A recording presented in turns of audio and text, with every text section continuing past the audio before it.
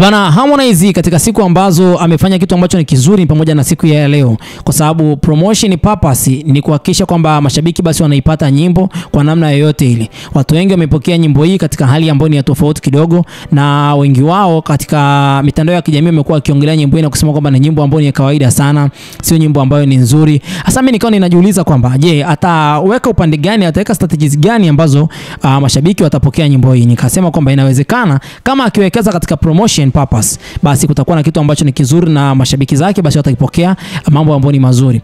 Kwanza kabisa akaanza na video ya kwanza ambayo aliposti siku ambayo ameachia nyimbo hii, na baada ya hapo nikaifikiri kwamba ndio itaishia pale. Siku ya pili leo tangu nyimbo iweze kutoka almost ina masaa tu. Sasa leo ni siku ya Jumamosi kuelekea siku ya Jumapili. Pamoja na haya yote ameposti tena video nyingine ambayo ikionyesha kwamba akiwa na dance. Katika ukurasa wake wa Instagram akawa ameandika hivi: "Who told you bad man never dance?" Nani amekwambia kwamba mtu mbaya hawezi kucheza?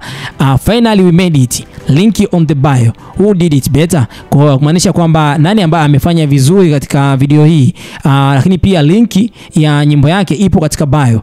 Ni kitu ambacho ni tofauti kidogo. Katika miaka ya nyuma Harmonize sio mtu wa kufanya promotion za namna hii.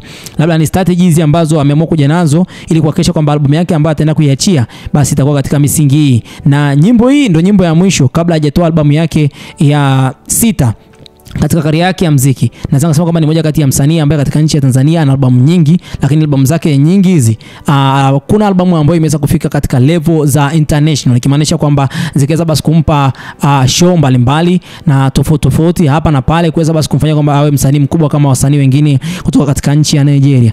Je, katika mwaka huu atakuja na mifumo gani ambayo basi itamfanya yeye aweze basi kukamilisha albamu zake za nyuma pia ziweze kutambulika? Kwa sababu ameweza kuachia albamu nyingi sana, tofauti na kwamba watu wengine kutoka katika nchi ya Nigeria wamekuwa wakiachia albamu hizo, lakini mafanikio yao ni makubwa kutokana na kwamba wanaweka purpose, wanaweka na strategies nzuri kwa ajili basi ya kuhakikisha kwamba na wenyewe basi nyimbo hizo basi zinaweza kuwafikia mashabiki wao tofauti na nje ya nchi yao.